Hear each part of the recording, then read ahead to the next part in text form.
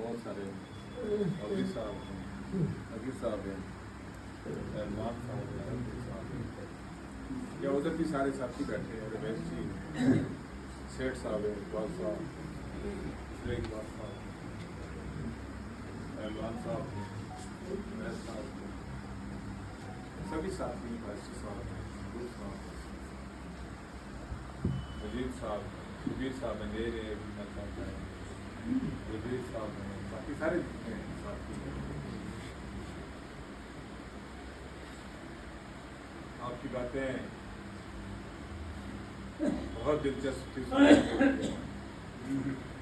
और बिलखुसूस मैं बात वहीं से शुरू करूंगा सलीम की बात से। सलीम साहब,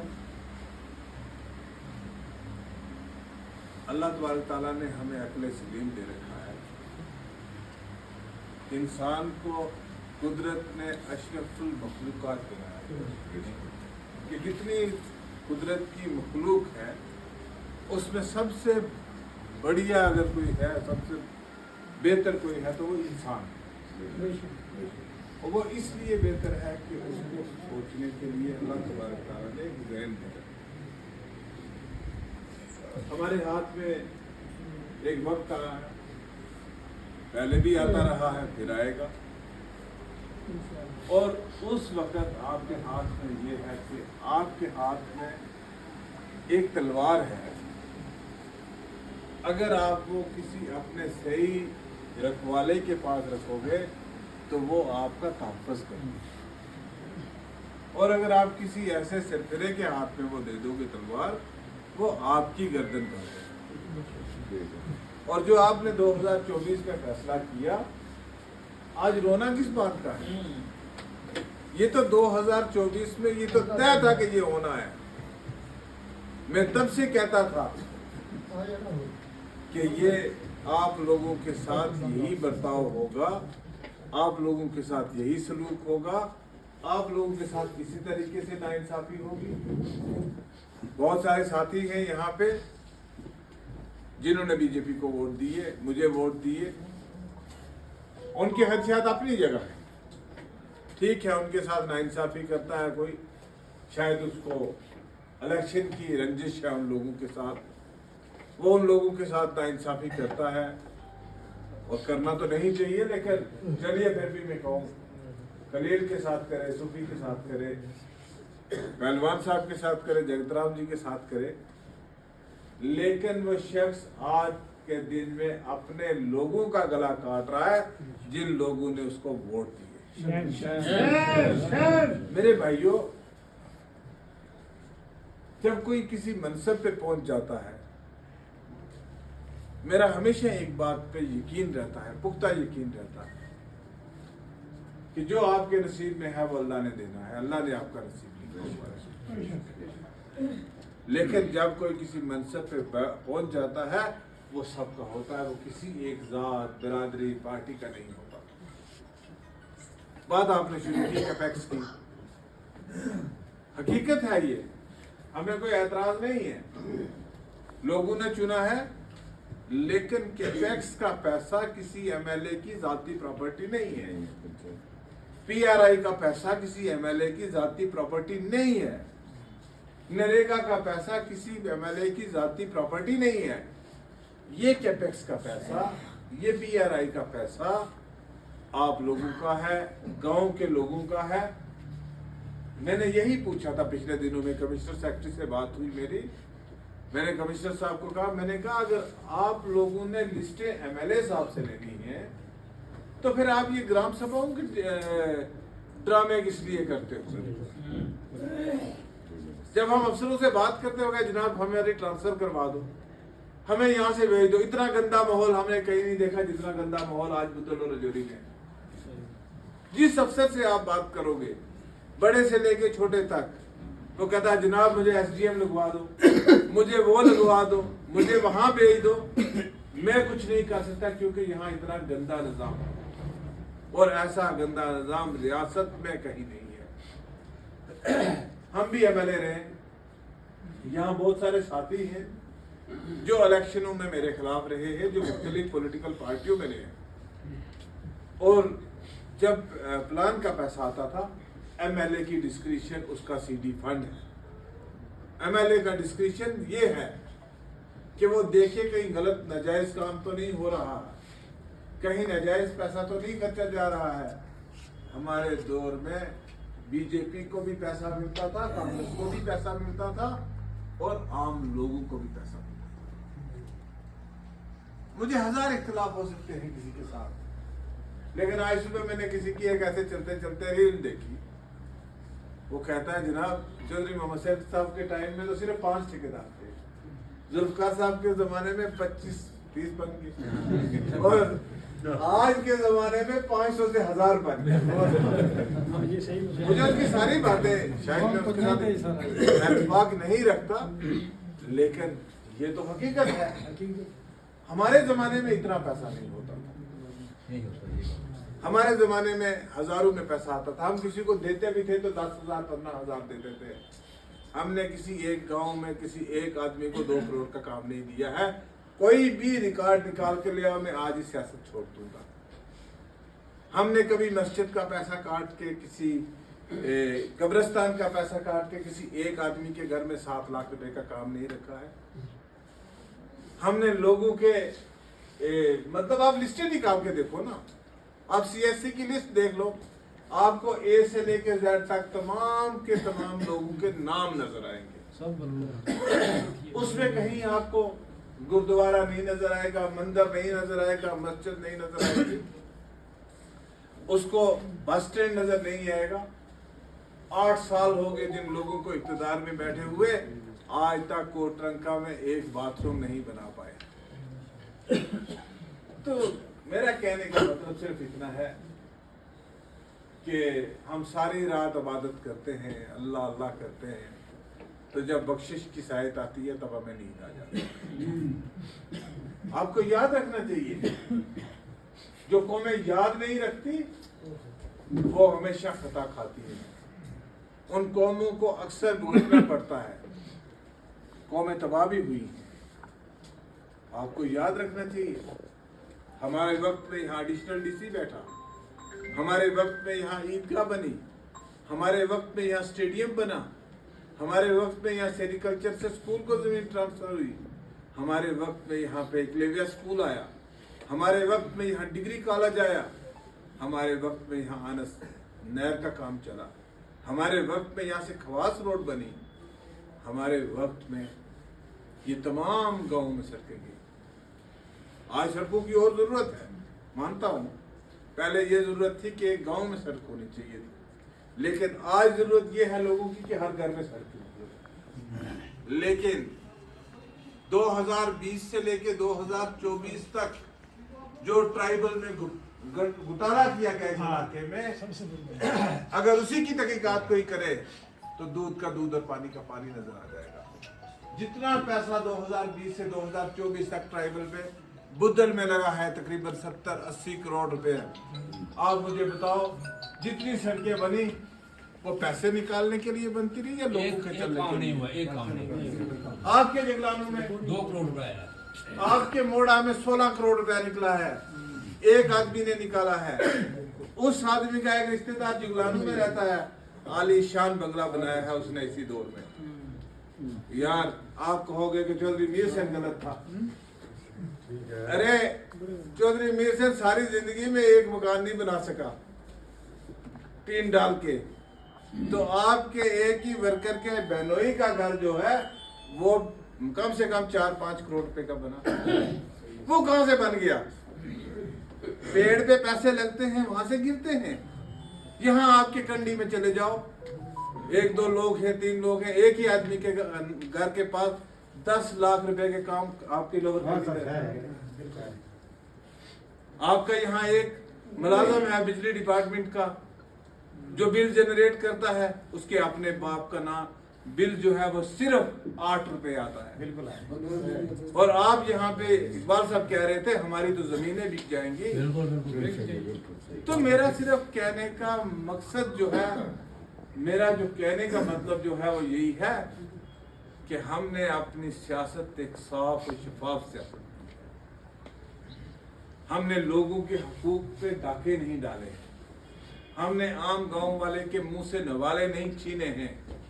Zulfikar food and supplies minister था तो 95% लोगों को यहाँ बीपीएल राशन दिया मैंने हर आदमी को। मैंने यहाँ नहीं देखा कि कोई एसपी है तो उसका राशन कार्ड दो, कोई पीएचई में डेली वेजर है तो उसका राशन कार्ड दो। मैंने हर गरीब के घर तक राशन पहुंचाने की कोशिश की। 2011 की सेंसस में रह गए थे, 2014 में राशन। मैंने 2001 के बाद 2015 में 2001 की 11 की सेंसस लागू की। आज मैंने आपको स्ट्रीमलाइन करके दिया, लोगों को शायद राशन मिलता है नहीं मिलता आपको। तो मेरे भाइयों, बात मैंने सलीम साहब की बात से इसलिए शुरू की कि हमने खुद एक जालिम को अपने पे मसलत किया है। अब वो जालिम कभी किसी पे 376 का पर्चा लगवाता है, कभी किसी पे पास्को का केस बनवाता है, कभी लोगों को बेगुनाह तंग करवाता है, कहीं लोगों पे विजिलेंस के झूठे केस बनाता है, कहीं लोगों से जो लोगों का हकूक है, गांव का हकूक है, वो गांव का हकूक है। अब क्या रोना है? हाथ से तो बात निकल गई है, अब रोना है। लेकिन मैं आपको एक बात कहता हूं कि हमें रोना नहीं है। ये एक लड़ाई है जो हमने अपने हाथों से एक आदमी को तलवार दे दी है अपनी गर्दन काटने के लिए। हमें उस तलवार से बचना है और हमें उस तलवार से बच के अपने लोगों को, गरीब लोगों को बचाना है। ये ज्यादती तो हो रही है, उसको कोई कह ही नहीं सकता। मैं उनको दावत देता हूं, आए बैठ के बात करें कि कब यहाँ ठाकर पूरन सिंह साहब एमएलए रहे, या मिर्जा रशीद साहब एमएलए रहे, या मियां बशीर साहब एमएलए रहे, किस एमएलए ने इतनी गिरी हुई हरकत की है जो आज लोगों का पंचायत का प्लान काट लिया गया? किसी एमएलए ने। हमारे मुखालिफ भी रहे, हम भी रहे, हमारे साथी भी रहे, लेकिन किसी एक एमएलए को बता दो जिसने इतने इस हद तक गिरा हो। बहरहाल ऐसा नहीं है कि अब ज्यादती है तो हम उसको छोड़ देंगे। हमने जदोजहद की, हमने कमेटी बनाई है, बनवाई है, हमने फोकस किया है। लेकिन मैं आपसे भी एक गुजारिश करूंगा कि हमारी गोलजी में क्या होता है कि जागता नहीं करती। तो जो जागते हैं वो कुछ पाते हैं, जो सो जाते हैं उनको हासिल कुछ नहीं होता। अगर आप एक तरफ देखते रहोगे हर काम जुल्फकार करेगा, मेरे ख्याल से मुश्किल है 1,20,000 तो होता ही है। मुमकिन नहीं है कुछ चीजें। लेकिन मैं आपको एक बात कहूंगा कि मेरा आज आने का मकसद ये नहीं था जो सियासत की बातें इन्होंने शुरू कर दी तो मुझे ज़िम्नन कहना पड़ा। आज हमारा मकसद था कि सलाबी सूरत हाल है यहाँ पे बहुत सारे नुकसानात हुए हैं लोगों के। यहाँ लोगों की ज़मीनें बह गई हैं, यहाँ लोगों के कच्चे मकानात जो हैं वो गिर गए हैं, जुज़वी गिरे, पूरे गिरे। लेकिन एक सैलाब पिछले साल भी आया था, एक बरसात का सीज़न पिछले साल भी गुजरा था और उस सैलाब के सीज़न में लोगों का बहुत नुकसान। आज तक मैं ये पूछना चाहूँगा ज़िला इंतज़ामिया से कि जिन लोगों के नुकसानात उस बारिश में हुए, आज भी वो लोग अपनी फाइलें लेके डीसी दफ्तर से तहसील ऑफिस तक घूमते हैं। है ये बात कि नहीं? तो मैं ये गुजारिश करूँगा, आप सब लोग तारीफें करते हैं, यहाँ के तहसीलदार साहब भी बहुत अच्छे हैं, यहाँ के एडीसी साहब बहुत अच्छे हैं, मैं भी उनकी बड़ी तारीफें करता हूँ, बड़ी इज्जत करता हूँ। लेकिन मैं उनसे एक गुजारिश करूँगा कि लोगों को फालतू में चक्कर ना लगवाएं दफ्तरों से। लोगों का सही जो मुआवजा जिसका बनता है, जितना बनता है, उसको मिलना चाहिए। हालांकि एक हकीकत को आपको तस्लीम करना चाहिए कि SDRF के जो नॉर्म्स हैं उनमें बहुत सारी कमी है जो रियासती सरकार को दूर करनी चाहिए। पहली कमी ये है कि जिसका पक्का मकान गिरता है उसको सिर्फ 1,30,000 रुपये मिलता है। किसी का 3 मंजिल घर भी गिर जाएगा, उसको भी 1,30,000 रुपये मिलेगा। अरे भाई लोगों, कच्ची का 3,000 1,30,000 में तो किसी का बराना नहीं बनता, किचन नहीं बनती, बाथरूम नहीं बनता। तो जिसका 3 मंजिल मकान गिर जाता, उसके 1,30,000 में क्या बनेगा? या बडाल में एक आदमी का मकान पिछले साल सड़क की बह के नीचे चलेगी, उस आदमी को 1,30,000 रुपये मुआवजा मिला। वहां कन्याज में एक आदमी का मकान गिर गया, शैल सिंह का, शिकिल सिंह का, उसको मिला जनाब 1,30,000 रुपये। उसका इतना बड़ा नुकसान। इसी तरह से मैं ये मिसाल के तौर पे आपको बता रहा हूँ कि जहाँ जहाँ लोगों के नुकसान आते हैं, जो हमारे नोटिस में है, 1,30,000 से कुछ बनने वाला नहीं। आज किसी के छत के 2 गांडे भी टूट जाए ना, वो भी 10-15 हजार से कम में नहीं लगते। और जनाब जिसका कच्चा मकान जुजवी गिरा है, उसको मिलेगा 6,000 पे 4,000। तो मैं उमर साहब से गुजारिश करूंगा, इस पर 2300 रुपये जम्मू कश्मीर सरकार से गुजारिश करूंगा कि लोगों का जितना नुकसानात हुए हैं, उस नुकसानात के मुताबिक ही लोगों को एक्चुअल मिलना चाहिए। किसी का 4 लाख का मकान नुकसान हुआ तो उसको 4 लाख मिले, किसी का 1,000 का हुआ तो उसको 1,000 मिले। लेकिन आपने जो एक यार्ड स्टिक सबके लिए रखी है, उस यार्ड स्टिक से नुकसानात का भरपाई नहीं होती आम लोगों की। क्योंकि मैंने अक्सर देखा है, हमारे इलाके के लोग जाके मजदूरी करते हैं, कोई मिडल ईस्ट में करता है, कोई कुवैत में करता है, कोई सऊदी अरब में करता है, वहाँ से तिनका पैसे का जोड़ के आके यह मकान बनाते हैं। और जब यहाँ मकान बनाते हैं तो वो मकान अगर बारिश की शिकार हो जाता है तो बेचारों की सारी जिंदगी की जो है मेहनत जो है वो खत्म हो जाती है। पिछले दिनों में मैं रजौरी में गया था, एक रजौरी का लड़का बॉक्सिंग चैंपियनशिप जीत के आया उज्बेकिस्तान से। तो उस लड़के का घर, उसके बाप का घर, उस वक्त के डिस्ट्रिक्ट एडमिनिस्ट्रेशन ने तोड़ा और मकान टूटने के 15 दिन बाद उसके बाप की मौत हो गई। उस मकान टूटने की वजह से। अब मौत अपने आप भी आई होगी, मैं ये नहीं कहूंगा कि उसको एस्पिरिन की टिक्की नहीं मिली इसलिए मर गया, लेकिन शौक से मर गया। मैं ये कह सकता हूं कि इतना शौक लगा है कि उसका बाप जो है वो रुखसत हो गया, क्योंकि जिंदगी भर की कमाई वही थी। और उसकी माँ ने लोगों के घरों में बर्तन मान के अपने बच्चे को उस स्टेज तक पहुंचाया। आज भी उसके घर में यासर नाम है, आज भी उस बच्चे के घर में उसको छत रहने के लिए नहीं है, उसके ITI के एक छोटे से कमरे में रहता है उसकी बेटी। तो ये लोगों की गुर्बत का हाल है, ये मैं बताना चाहूंगा। तो लिहाजा हम सरकार से मुतालबा करेंगे, हम गवर्नर साहब से भी मिलेंगे, जरूरत पड़ेगी तो होम मिनिस्टर साहब से भी मिलेंगे कि आपकी जो मुश्किलात हैं, जितना आपका नुकसान हुआ है, आपके नुकसान आपके मुताबिक आपकी भरपाई हो सके। हमारे यहाँ कंडी का एक लड़का बेचारा, शाही खान का लड़का बेचारा के घर में फाते के लिए भी गया, वो बेचारा लुकमा अजल हो गया, रह गया। उसका 4 बहनों का एक ही भाई, और उसके बाप को मिलिटेंट ने मारा। आज बाप को चाचा को पता नहीं, बाप को मारा, बाप को दादा बगा खान को और शाही खान को मारा।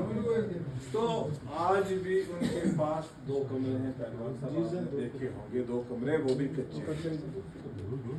तो मेरा कहने का सिर्फ इतना मकसद है कि लोगों की गुर्बत को मद्देनजर रखते हुए, लोगों की परेशानियों को मद्देनजर रखते हुए लोगों की भरपाई होनी चाहिए। मैं डिस्ट्रिक्ट एडमिनिस्ट्रेशन से भी बात करूंगा। रही बात इंफ्रास्ट्रक्चर की, जो इंफ्रास्ट्रक्चर डैमेज हुआ है, चाहे गुंडी की सड़क है, चाहे बेनंबल की सड़क है, या जो जिन सड़कों के बारे में मुझे इतलात मिली है, मैं उसके बारे में इमीडिएटली बात करूंगा। और इंशाल्लाह वो तो आसान काम है, वो हम डिस्ट्रिक्ट एडमिनिस्ट्रेशन से मिलके जल्दी से जल्दी आपकी वो तमाम सड़कें जो है वो बहाल करवा देंगे। बाकी जितने मसाइल यहाँ पे बोले गए हैं, कोई ज़्यादा बड़ा मसला नहीं।